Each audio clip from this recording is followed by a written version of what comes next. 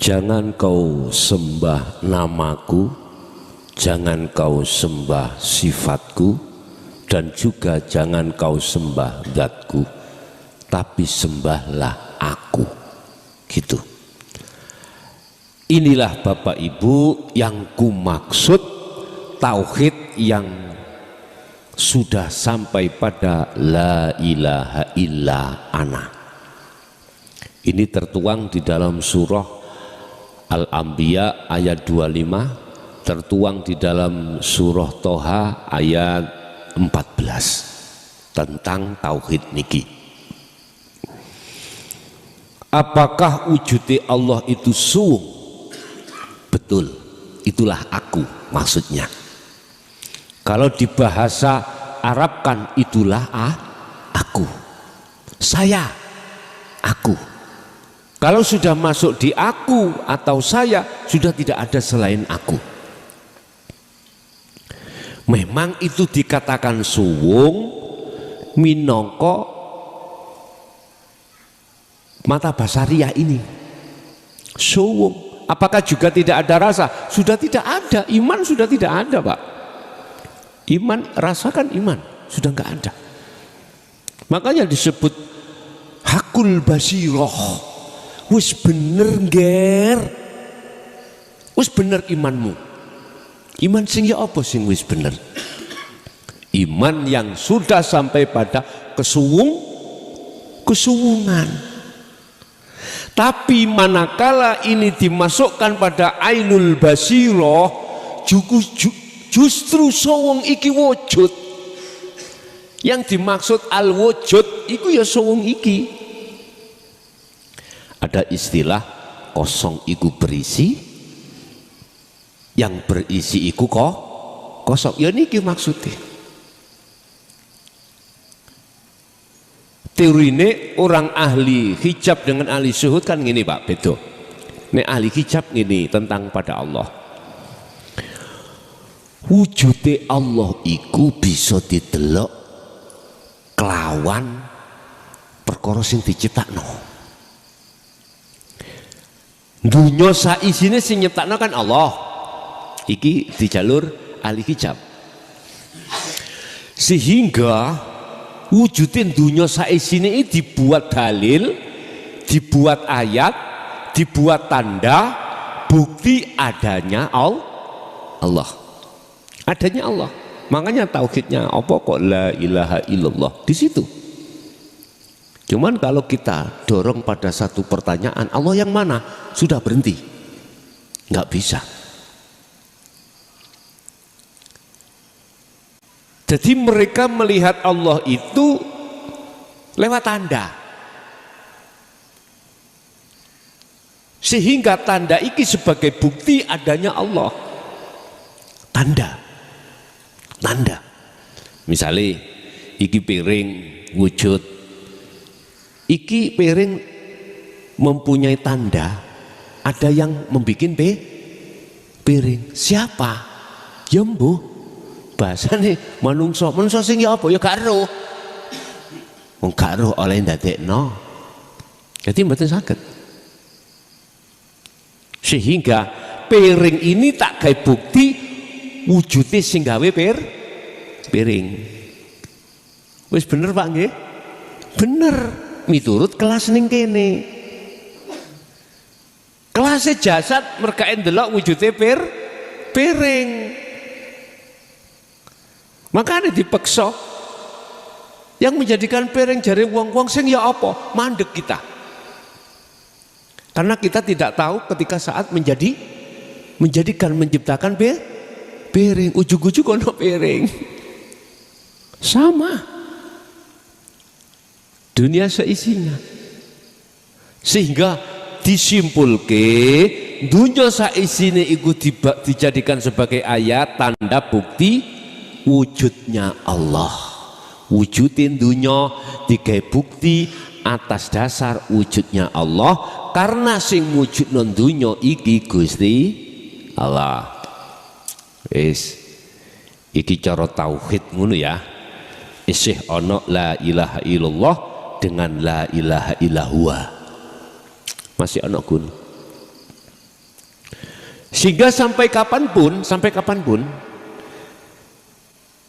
sing gawe piring iki terhijabi kali piring mungguh kula. Nggak akan pernah tahu siapa wong iku mang siapa. Sehingga wujudin dunia iki menghijabi pada diri kita, sehingga Allah itu sampai kapanpun samar mungguh saya. Samar, gaib, udah nggak tahu. Padahal kan sudah ditegaskan, wa nahnu aqrabu ilaihi min hablil warid. Dikatakan lagi Muhammad, bila mana umatmu itu tanya, hambaku tanya tentang aku, katakan ini koribun, aku iku ide. Tapi kok gak ero, lah ngoten nggih. Ini perlu dievaluasi. Apa sebabnya Al-Quran ngomong Allah iku dekat, kok gak ero aku piye lah ngono. Kita orang-orang syariat dulu mikir untuk dulu Pak, nggak mikir. Yang kita pikirkan yang ada di dalam benak hati kita kan begini, bagaimana saya nanti dewasa nikah, punya anak, punya rumah, fasilitas, sandang, pangan, papan, lebih-lebih lagi gitu tak? Nggak akan terlintas dalam diri kita pada saat itu tentang dawe Allah iki, huwal awwal wal akhir wal dhahir wal batin. Allah iku ning jaba ya ning jero ning awal ning akhir. Enggak pernah mikir tutuk kuno. Kecuali hamba-hamba Allah yang digendaki atas dasar kesadaran ruhaniyah ini tentang ajaran Nabi Muhammad di jalur hakikat, baru mereka mikir ke hal yang seperti itu. Paling sampean waktu kali kulebihan mikir, alah engko sok mati mlebu alam barzah kaya ngono iku gano ewangi. Terus alah lha apa bingung-bingung wak mudine ndudulno kok engko ana malaikat loro mara mungkar nakir nakoki marabuka wak mudin wis ngkai krepekan nang aku. Tak jawab Allahu Rabbi. Lah ngene ta ya. Angen-angen kita. Aku ya anakku tak ondok-ondokno engko lak kirim donga nang aku. Lah ngoten nggih Pak nggih. Hanallah, yaiku sampean iku ngenteni perkara sing gak teko, terapusi, lho itu terapusi. Wis aku tak salat, wis tak penuhane kewajibaku, sunah-sunahku, kapanpun, apapun, dan tak tinggal no larangan iku. Iku lak jasmani sifatnya Pak, yang dilakukan oleh jasmani. Engko cari ustadku iku nang kuburan iku wis berhubung aku iki sangune ukeh, nggak ada masalah ngoten nggih. Wis nek umpami mboten nyatane sinten sing tanggung jawab? Sinten sing tanggung jawab? Ya sing berani ngomong wau waktu nang donya guru. Mangkane ada 3 orang ketika saat di dunia kita anggap sebagai orang ahli surga, tapi nyatanya itu ahli neraka. Siapa itu? Al-mujahid, matinya menjadi syuhada. Al-ulama. Terus yang ketiga adalah dermawan. Wis mungguh menungso pandangane wapik Pak mesti surga. Tapi nyatane ketika saat besok itu, ketika saat hari-hari persidangan ternyata menjadi ahli neraka. Pertanyaannya, mujahid yang bagaimana, ulama yang bagaimana, dermawan yang bagaimana? Kemarin sudah saya jelaskan. Wis, kembali kepada pertanyaan. Wujudi Allah itu memang dalam kekosongan itu miturut pandangan lahiriah, tapi miturut pandangan batiniah justru yang kosong iki berisi. Syaratnya berisi, selain sing kita anggap ada tidak ada. Ya kula dengan jenengan sudah tiada. Nah, sistem ahli syuhud justru kebalik dengan ahli hijab. Nah, ahli hijab tadi mengatakan adanya dunia itu sebagai tanda adanya Allah. Ahli syuhud sudah tidak, kebalik, wujudnya Allah sebagai tanda ketidakadanya perkara yang tadinya kita anggap ada.